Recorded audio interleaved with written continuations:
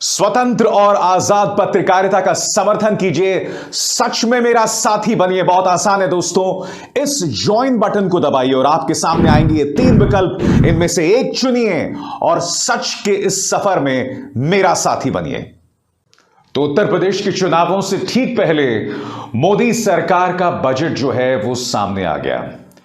निर्मला सीतारमण मंच पर थी और उन्होंने बड़े बड़े ऐलान किए। मगर आज मैं आपसे कुछ सवाल पूछना चाहता हूं।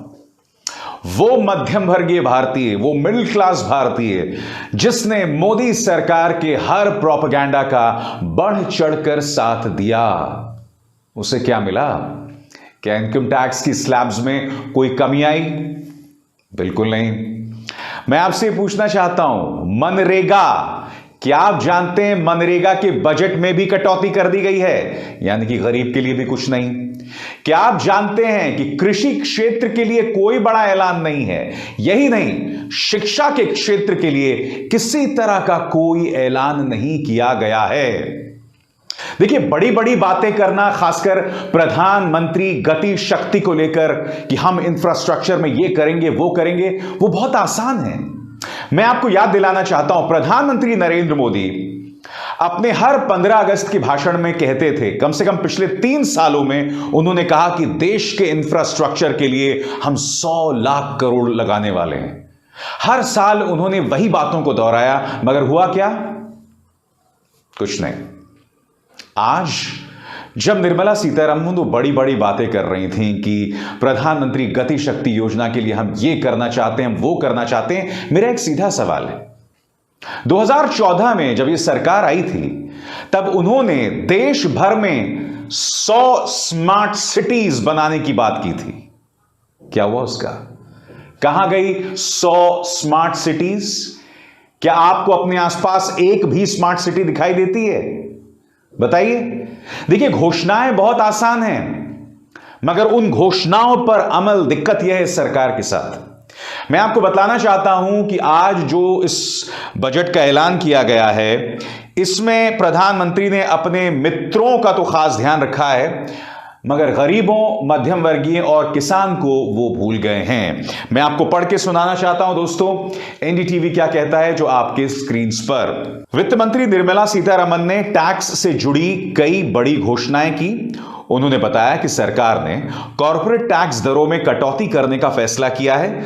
इस बजट में कोऑपरेटिव सोसाइटी के लिए 18% की टैक्स दर को घटाकर 15% करने का ऐलान और सरचार्ज को 12% से घटाकर 7% करने का प्रस्ताव किया गया है।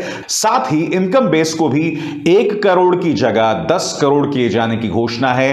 लॉन्ग टर्म कैपिटल गेन पर अब 15% टैक्स लगेगा। मगर सबको इस बात का इंतजार था कि पिछले 2 सालों में जो मध्यम वर्गीय इंसान है उस पर जिस तरह से लगातार दबाव बढ़ा, क्योंकि हो क्या रहा था दोस्तों, 2 साल से जब से कोरोना चल रहा था, अमीर को कोई खास नुकसान नहीं हुआ। उल्टा इस कोरोना काल में मैं आपको बतलाना चाहूंगा, इन 2 चेहरों पर गौर कीजिए, मुकेश अंबानी और गौतम अडानी। इस कोरोना काल में दोनों और अमीर हो गए। गरीब को चलिए आप उसके अकाउंट के जरिए मुफ्त अनाज और ये तमाम चीजें पहुंचा देते हैं, मगर मध्यम वर्गीय के लिए आपने क्या किया? कुछ भी नहीं। जबकि उस मध्यम वर्गीय ने कोरोना का जो है दंश झेला था। सबसे अहम बात यह कि सरकार ने आयकर दरों या स्लैबों में कतई कोई बदलाव नहीं किया है। इनकम टैक्स स्लैब जैसे कि तैसे बनी हुई है। वहीं दूसरी ओर जहां टैक्स छूट की लिमिट 2.5 लाख से ऊपर करने की उम्मीद थी, उस पर भी निराशा हाथ लगी है। सरकार ने क्या कहा आज? निर्मला सीतारमण ने कहा कि ये अगले 25 साल का बजट है। कितनी बड़ी बड़ी बातें करते हैं ना ये सरकार। प्रधानमंत्री नरेंद्र मोदी ने आज से कई साल पहले क्या ऐलान किया था कि 2022 तक किसानों की आय दुगनी कर देंगे।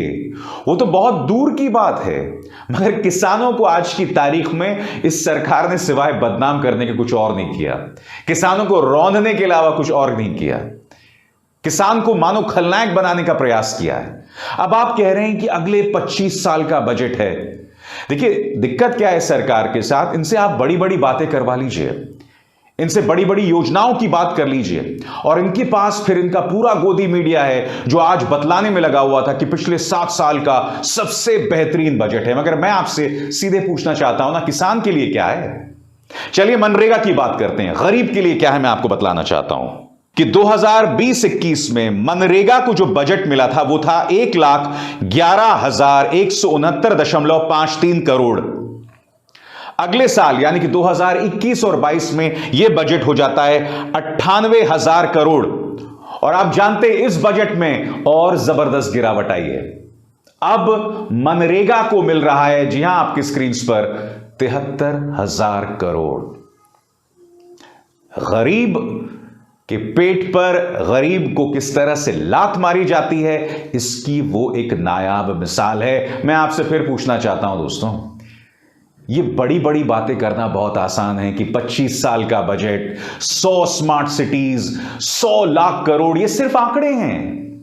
ये आंकड़े हर कोई जानता है। आपको याद होगा बिहार चुनावों से पहले 2015 में प्रधानमंत्री ने मंच पर खड़े होकर कहा था कि मैं बिहार को यह देना चाहता हूं, इतने लाख करोड़ देना चाहता हूं। उसका कुछ नहीं हुआ। बिहार आज भी मुंह बाहे खड़ा है कि आप हमें विशेष राज्य का दर्जा दें, और भाजपा के नेता कहते हैं इसका कोई प्रावधान नहीं है। और यही वजह है कि जनता दल यूनाइटेड ने भी बजट पर करारा प्रहार बोला है। उपेंद्र कुशवाहा पार्टी के सांसद, उनका कहना है कि यह बजट विकसित राज्यों के लिए अच्छा हो सकता होगा, मगर बिहार के लिए निराशाजनक है। मैं आपको बतलाना चाहूंगा दोस्तों, विपक्ष ने करारा हमला बोला है। सबसे पहले आपके स्क्रीन पर ममता बनर्जी, जिन्होंने क्या कहा है पढ़ के सुनाना चाहता हूं। Budget has zero for common people, यानी आम इंसान के लिए एक बहुत बड़ा शून्य है। Who are getting crushed by unemployment and inflation. Government is lost in big words signifying nothing, a Pegasus spin budget. जैसा कि आप जानते हैं दोस्तों कि ममता बनर्जी की पार्टी जो है वो पेगासस जासूसी कांड का शिकार रही है, क्योंकि इनकी पार्टी से जुड़े 2 लोग, प्रशांत किशोर जो इनके सलाहकार थे, उन पर पेगासस की जांच हो रही थी, और अभिषेक बनर्जी जो कि टीएमसी के नेता हैं, तो उन्होंने कह दिया कि यहां बकवास बजट है, उसके कोई मायने नहीं है। अब मैं आपको बतलाना चाहता हूं दोस्तों कि कांग्रेस ने क्या कहा है। आपके स्क्रीन पर रणदीप सिंह सुरजेवाला का बयान। बजट 2022 सब्सिडी काटी, गरीब पर मार। फाइनेंशियल ईयर 2021-22 और मौजूदा फाइनेंशियल ईयर 2022-23 में फूड सब्सिडी 2.86 लाख करोड़ से कम कर दी, और अब वो है 2.06 लाख करोड़। किसान की खाद पर सब्सिडी 1.40 लाख करोड़ से कम करके 1.05 लाख करोड़। नरेगा का बजट 98,000 करोड़ से कम करके 73,000 करोड़ कर दिया है इस सरकार ने। कांग्रेस नेता राहुल गांधी ने बजट पर करारा हमला करते हुए कहा है कि यह एक जीरो सम बजट है। इस बजट में सैलरीड क्लास, मिडिल क्लास, युवा, गरीब, किसान, एमएसएमईज के लिए कुछ भी नहीं है। और उद्योगपति, मैं दावे के साथ कह सकता हूं दोस्तों, मैंने आनंद महिंद्रा साहब की प्रतिक्रिया देखी, तमाम उद्योगपति इसका स्वागत कर रहे हैं। मगर इसमें भी पेच है। आज तो स्वागत कर रहे हैं, और दोस्तों मैंने पिछले 15 साल से देखा है, बजट जब भी आता है तमाम उद्योगपति उसे बुरा नहीं बताते हैं। खासकर पिछले 7 सालों में तो बोलने की हिम्मत ही नहीं है। मगर धीरे धीरे देखिएगा, हकीकत सामने आएगी कि इस बजट में यह कमी है, इस बजट में वो दिक्कत है। वो तो दिखाई दे ही रहा है ना। पिछले 50 सालों में बेरोजगारी को लेकर बद से बदतर हालात हैं। सबसे बदतर बेरोजगारी को लेकर आंकड़े हैं। पिछले 50 या 45 सालों में गरीब खुद की बुनियादी जरूरतों के लिए सबसे कम खर्च रहा है। ये सब आंकड़े हैं, ये हकीकत है, ये काल्पनिक बातें नहीं हैं। काल्पनिक बातें क्या है मैं आपको बताता हूं। काल्पनिक बातें ये हैं कि वित्त मंत्री निर्मला सीतारमण ने कह दिया कि प्रधानमंत्री की महत्वाकांक्षी गति शक्ति योजना के लिए हम इतना जो है पैसा खर्चने वाले हैं। अगर तो वाकई उन तमाम चीजों पर कुछ होता है तो बहुत अच्छी बात है।